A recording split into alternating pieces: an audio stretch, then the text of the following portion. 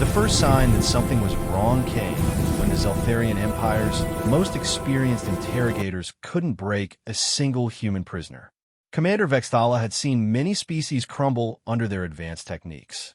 The proud Carillions lasted 3 days before revealing their fleet positions. The stubborn Manthari held out for a week before begging to surrender their colonies. But these humans? They had been captured 6 months ago, and not one had spoken a useful word. The prisoners sat in perfect silence, their strange pale eyes tracking every movement in the detention facility. They didn't scream during pain induction. They didn't plead during isolation chambers. They just watched and waited with the patience of predators. "Perhaps we should try a different approach," suggested Subcommander Krill 9, his blue-scaled hands trembling slightly as he reviewed the latest interrogation reports. "The Geneva Convention protocols, they keep mentioning irrelevant." Vexthala cut him off with a dismissive wave of her 4 arms. Their planet surrendered. Their government submitted. These are prisoners of war, nothing more. What Vexthala didn't understand was that Earth's government hadn't sent diplomats or regular soldiers to the outer colonies. When the Zeltharian Empire had demanded humanity's immediate surrender and the evacuation of all human settlements beyond their home system, Earth's response had been deliberately misleading. They sent what looked like a standard military unit. Clean uniforms, proper rank insignia, regulation equipment. To any alien observer, they appeared to be exactly what the surrender terms had specified, a token force to oversee the transition of human colonies to Zeltharian control. The reality was far different. Staff Sergeant Maria Santos had killed her first man at age 16 in the gang wars of New Detroit. By 20, she had eliminated an entire cartel leadership in a single night. The military had given her structure, discipline, and legal targets. But underneath the crisp uniform and regulation haircut, she remained exactly what she had always been, a predator in human skin. Corporal Gene Watanabe's file listed him as a demolitions expert. It didn't mention that he had learned his craft working for the Yakuza, turning rivals into red mist with improvised explosives. The Army had refined his techniques and given him better tools, but his fundamental nature remained unchanged. Private First Class Sarah Mitchell looked like a medic. Her gentle hands and soft voice had fooled countless enemies into thinking she was harmless. They never suspected that those same hands had ended more lives than saved them, using medical knowledge to kill with surgical precision. The team of 12 had been handpicked from military prisons, gang territories, and the darkest corners of human society. Each one was a killer first, a soldier second. They wore army uniforms because that's what the surrender terms demanded. But underneath those uniforms beat the hearts of apex predators. Now, 6 months into their captivity, they were ready to remind the galaxy why humans had once been the most feared species in their own planetary ecosystem. The break came during the night shift when only 3 guards were monitoring their cell block. Santos had been counting guard rotations, timing meals, mapping the facility layout. She knew every camera angle, every weak point, every routine. "Mitchell," she whispered in the darkness, her voice barely audible even to human ears. The medic's eyes opened instantly, no grogginess or confusion. Sleep was a luxury killers learned to discard when necessary. "Time?" Mitchell asked. "Past time." Santos had been working on her restraints for weeks, using a technique learned during her gang days. The Zeltharian technology was advanced, but it was designed for species that gave up. It wasn't built to contain something that never stopped trying to escape. The lock mechanism gave way with the softest of clicks. Moving like shadows, the 2 women freed their teammates. Gene was awake before they reached his cell, having sensed the change in air pressure as they moved. One by one, 12 killers slipped free of their restraints. The guards never had a chance. The first Zeltharian died before he could even turn around, Mitchell's hand covering his mouth while her medical knife found the perfect spot between his chitinous plates. The second guard managed half a scream before Jin's hands crushed his throat with the precision of a hydraulic press. The third actually reached his alarm button. Santos led him, before she snapped his neck with a sound like breaking kindling. Why did you let him trigger the alarm? Watanabe whispered as klaxons began wailing throughout the facility. Santos smiled, and it was the expression of a shark sensing blood in the water. Because now they'll come to us. The Zeltharian response team that stormed the cell block was expecting escaped prisoners, desperate, panicked beings trying to flee to safety. Instead, they found 12 humans who had turned their prison into a killing ground. The aliens had energy weapons, advanced armor, superior numbers. What they lacked was the understanding that they weren't fighting soldiers anymore. They were facing something much worse. Humans who had embraced their nature as Earth's apex predators.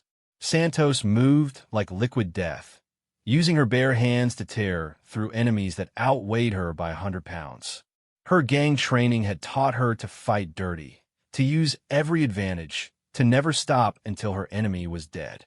Military training had simply made her more efficient.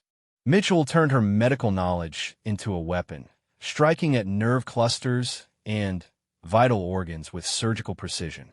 Every blow was calculated to cause maximum damage, to drop enemies quickly and silently. Jean used the facility's own structure against their captors, turning support beams into clubs, electrical conduits into garrotes, anything he could reach into an instrument of destruction. The response team lasted less than 5 minutes. As more alarms sounded and additional forces mobilized, the humans began their systematic takeover of the facility. They moved through corridors like wolves through a sheep pen, killing with ruthless efficiency. The Zeltharians had superior technology, but they had never faced anything like this. "What are these creatures?" gasped a wounded alien officer as Santos stood over him, her uniform now decorated with alien blood. "We're what your species would call soldiers," Santos replied, her voice calm and conversational. "But that's not really accurate. We're what happens when a death world evolves something that kills for pleasure and then teaches it military tactics." The officer's compound eyes went wide with terror. "Death world?" Mitchell knelt beside him, her medic's bag open but her intentions far from healing. "You really didn't do your research before invading our territory, did you? Earth isn't just another planet. It's a crucible that's been forging killers for millions of years. We're the end result of every predator that ever stalked prey through our jungles, every apex species that climbed to the top of the food chain by being better at killing than everything else. But you surrendered," the alien whispered. "Your government. Our government sent exactly what you asked for," Jean interrupted, appearing like a ghost beside them. "Soldiers to oversee the transition. They just didn't mention that we're the kind of soldiers they usually keep locked up." The facility's main computer core was located 3 levels down. As the humans fought their way deeper into the structure, they encountered increasingly desperate resistance. The Zeltharians threw everything they had at the escaped prisoners: energy shields, plasma weapons, even automated defense turrets. Nothing worked. These weren't normal soldiers following rules of engagement or trying to minimize casualties. These were predators who had been given a target and told to eliminate it. The difference was like comparing a house cat to a tiger, similar in some ways, but fundamentally different in what they were capable of. Santos found herself enjoying the hunt. Each Zeltharian that fell reminded her of the satisfaction she'd felt during her gang days, the pure rush of being exactly what evolution had designed her to be. The military had tried to civilize that instinct, to channel it into something more socially acceptable. But here, in this alien facility, she was free to be herself again. The computer core was heavily defended, with energy barriers and automated weapons systems protecting it. The Zeltharians had learned from earlier human conflicts, designing defenses specifically to counter standard military tactics. What they hadn't planned for was Mitchell's demolitions training, learned not in military academies, but in the ruins of bombed-out buildings where terrorists had taught her to turn anything into an explosive. She studied the alien technology for less than 10 minutes before beginning to rewire their own defense systems. "How long?" Santos asked, standing guard while her teammate worked.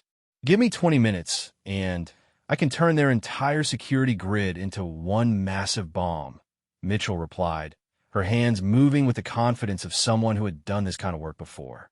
Or give me 5 minutes, and I can just overload their power systems. Take your time, Gene said from his position covering the other entrance.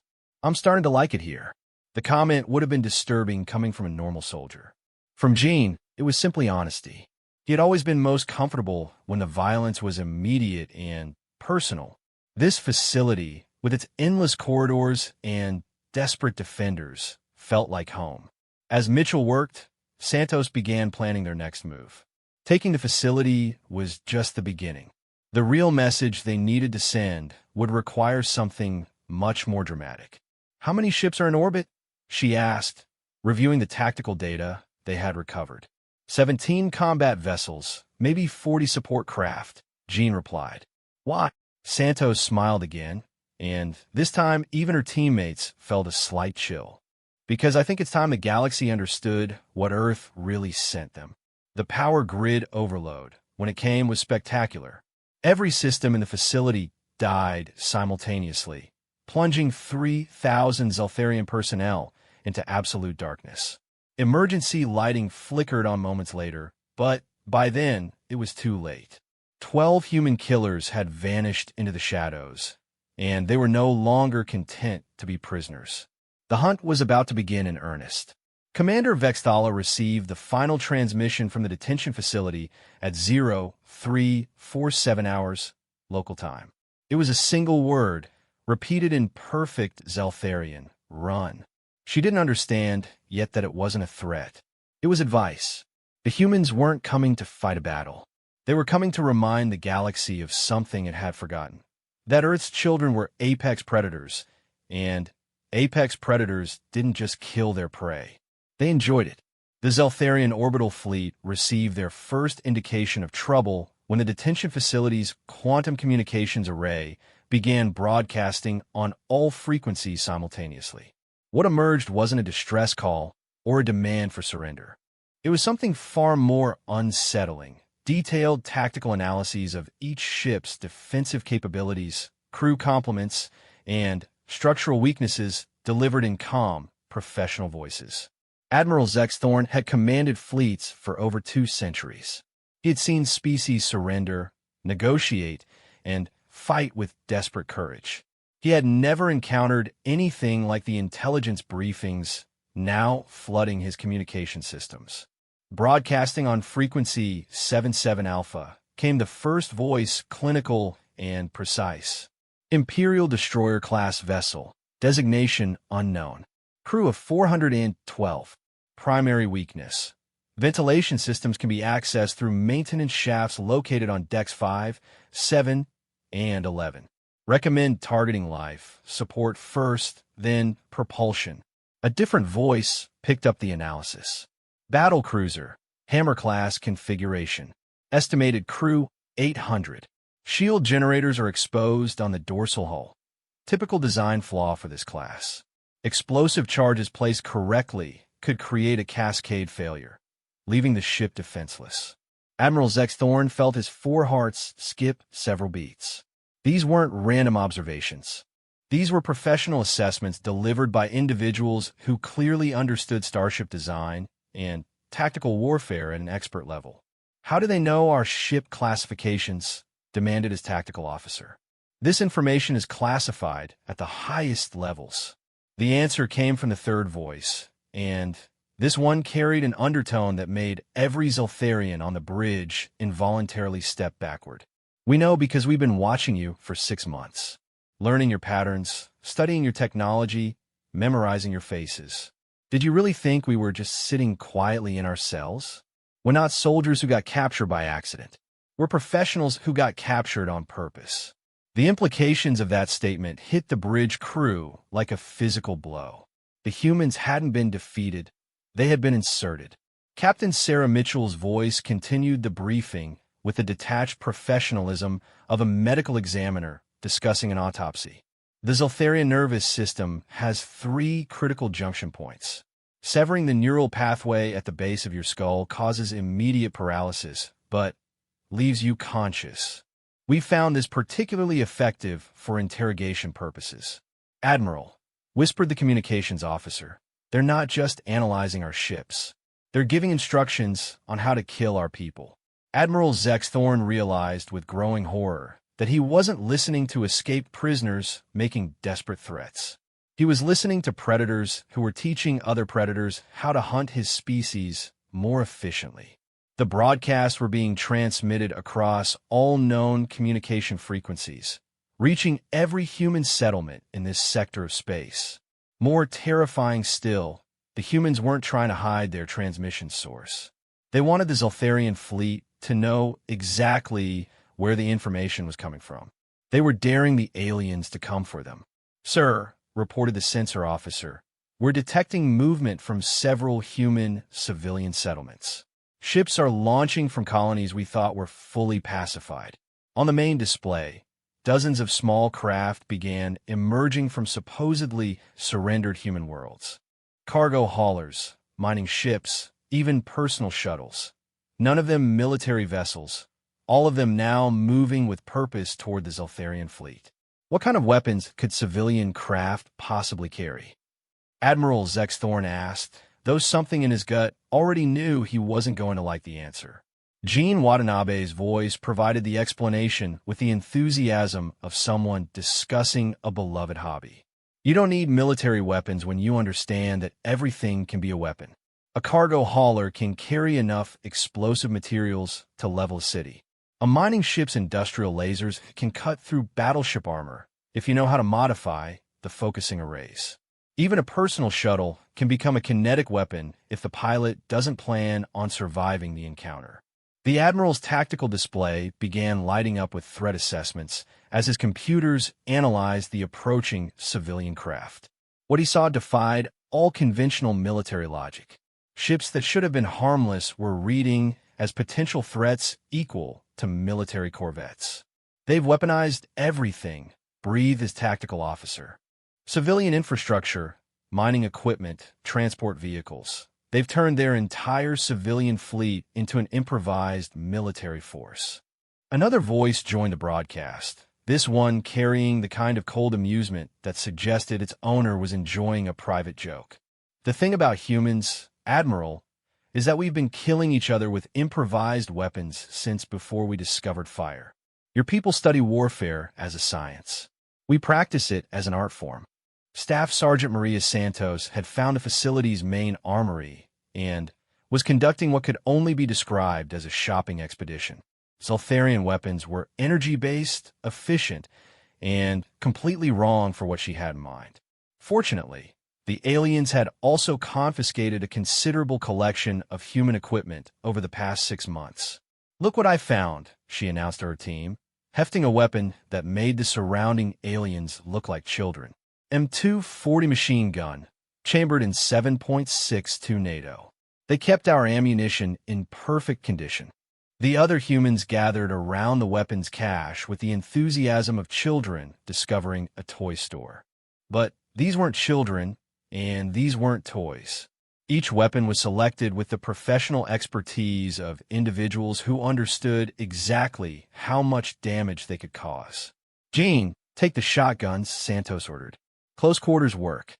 Mitchell, you'll want the sniper rifle. Pick your targets from distance. Everyone else, grab whatever feels familiar."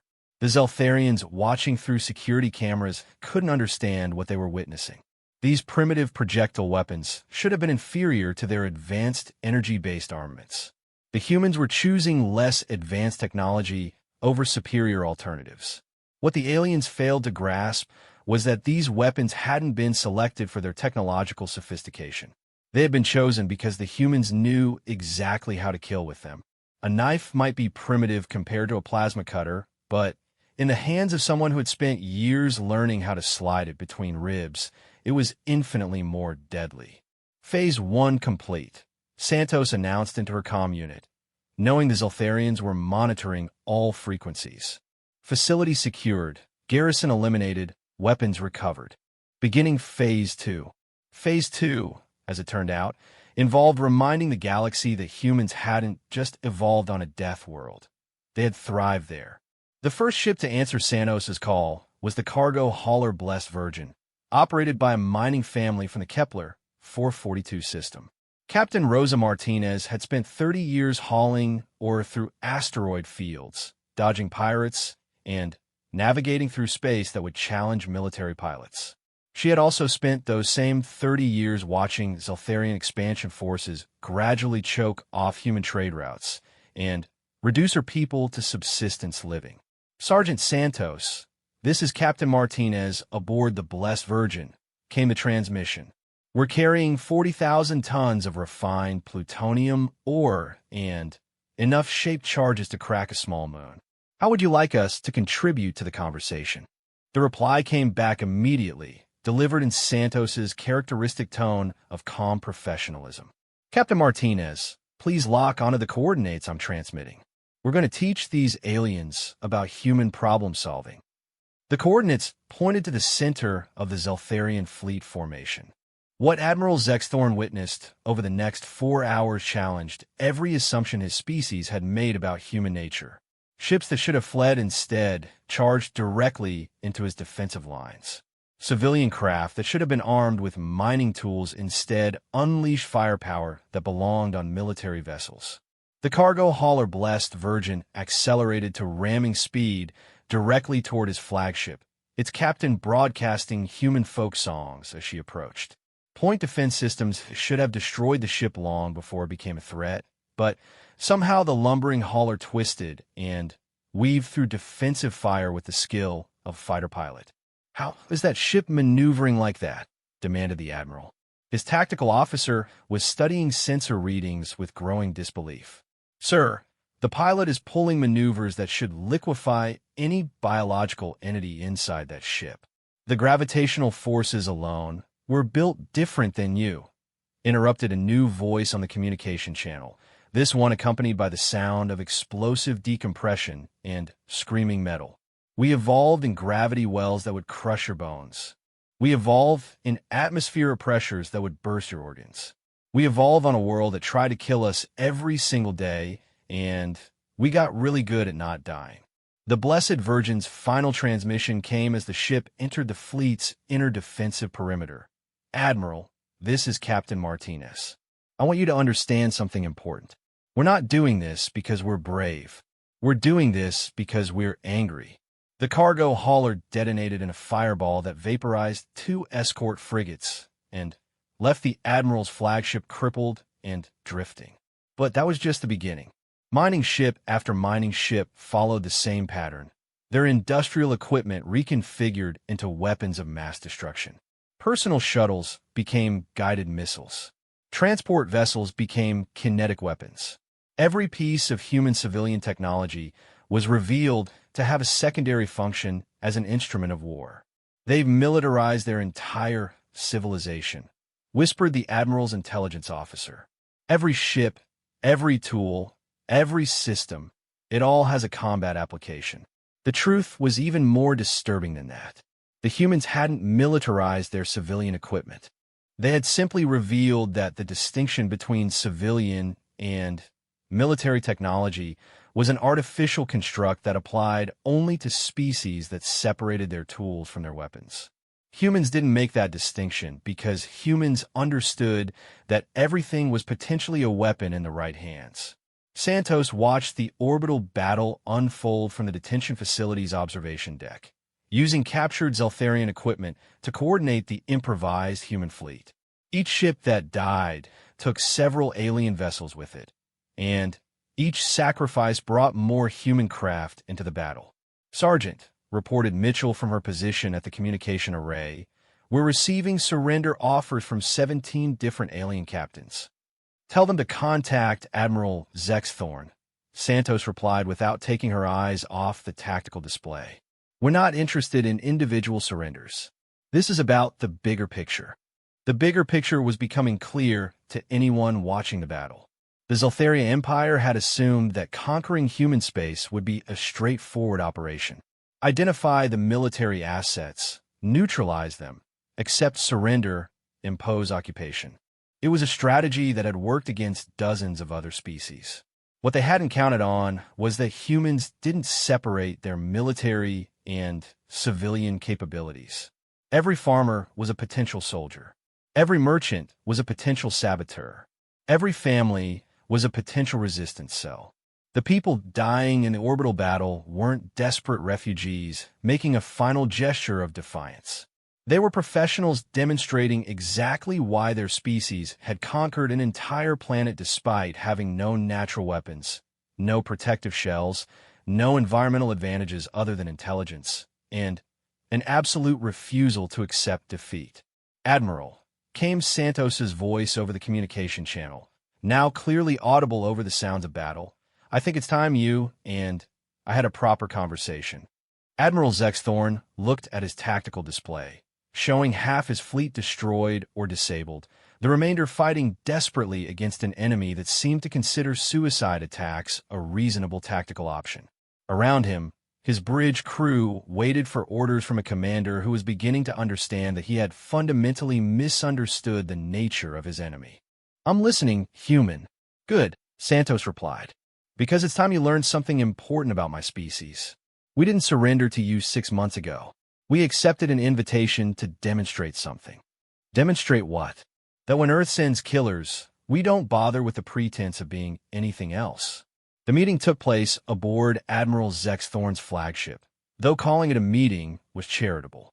Santos had simply informed the Admiral that she was coming aboard, and the crippled vessel's remaining defenses had proven inadequate to prevent her shuttle from docking.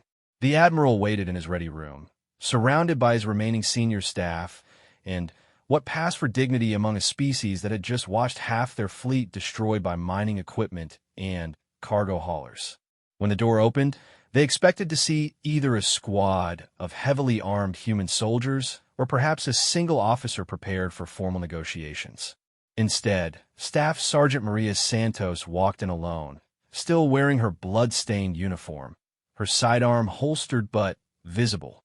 She looked like exactly what she was, a professional killer who had spent the morning at work.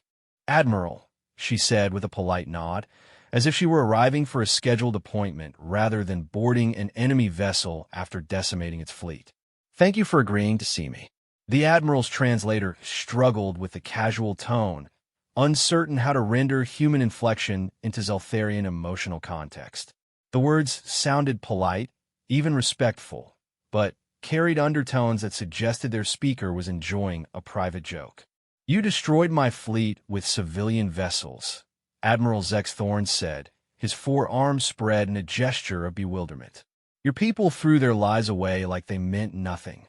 Santos settled into a chair without being invited, her movements relaxed and confident. "Admiral, I think there's been a fundamental misunderstanding about human nature. Our lives don't mean nothing. They mean everything. That's exactly why we're willing to spend them." She gestured toward the tactical display, showing the aftermath of the battle. "Every person who died today made a choice.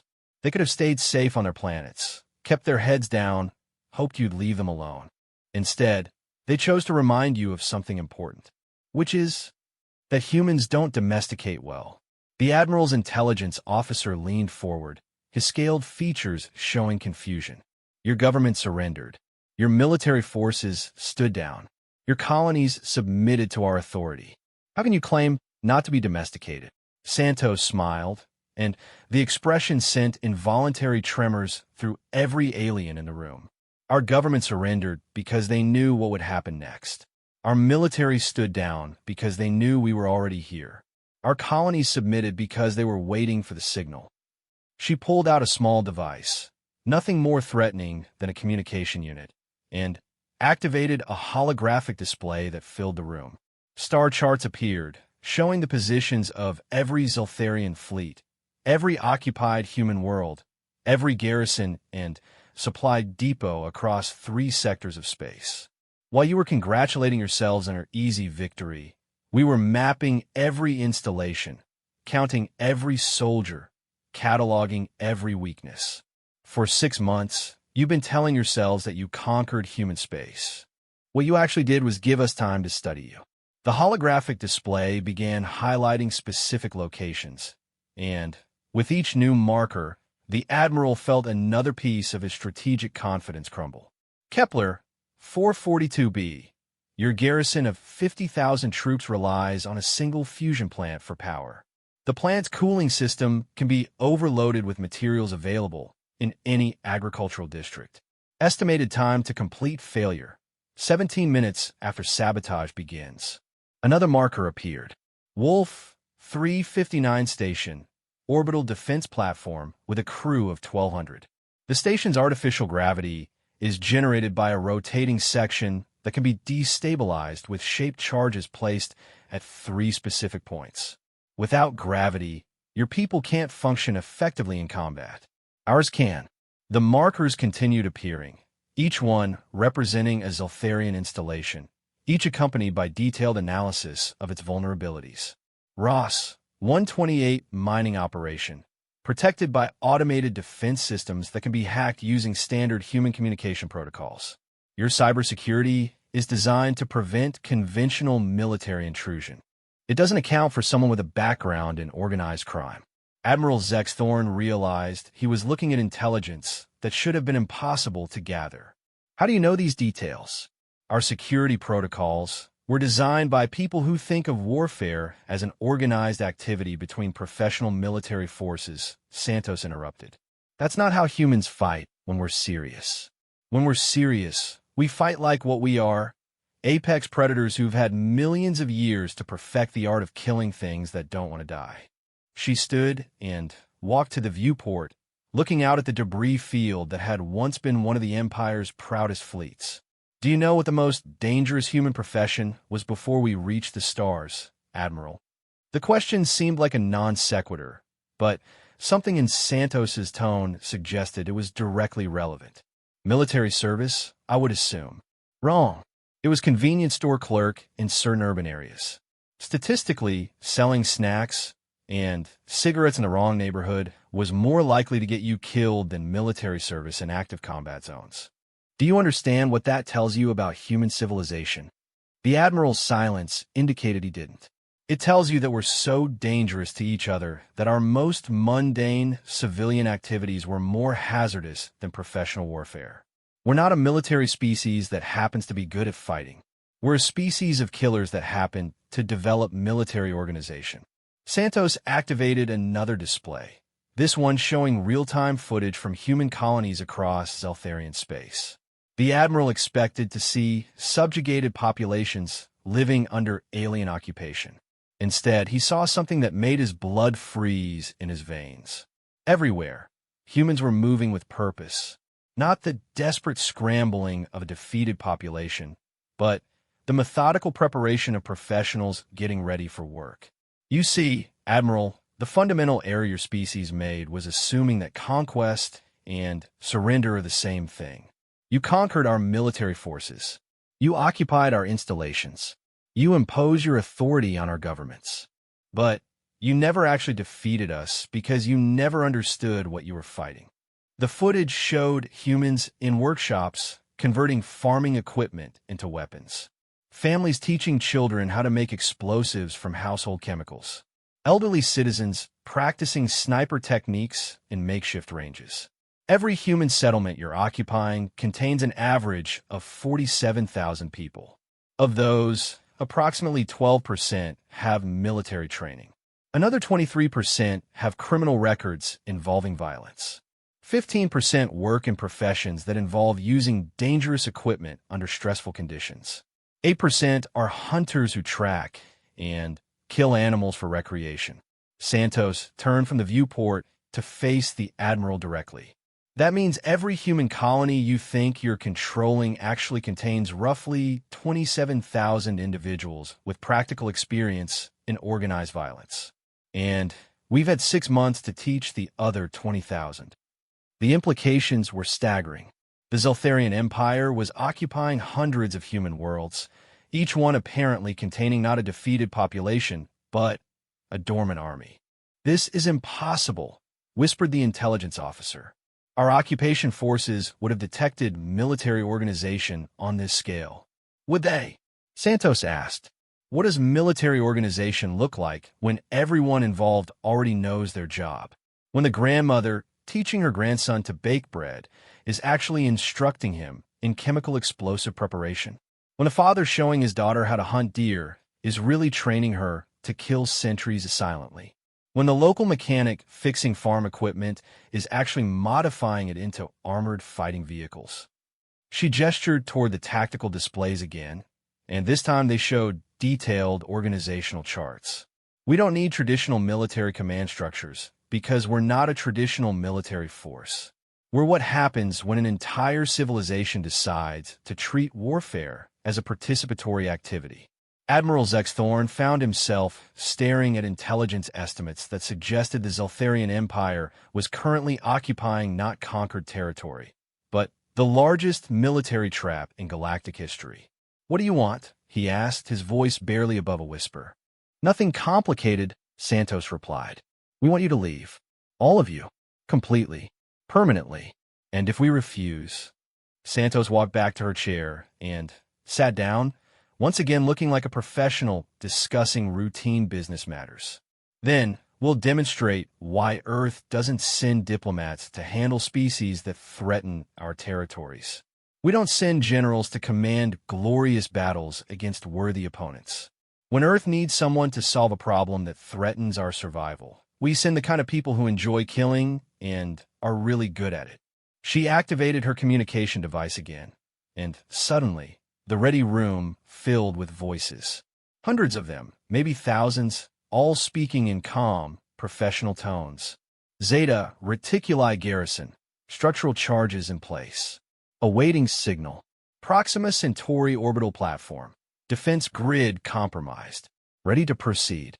Alpha Centauri supply depot. Poison gas released into ventilation system.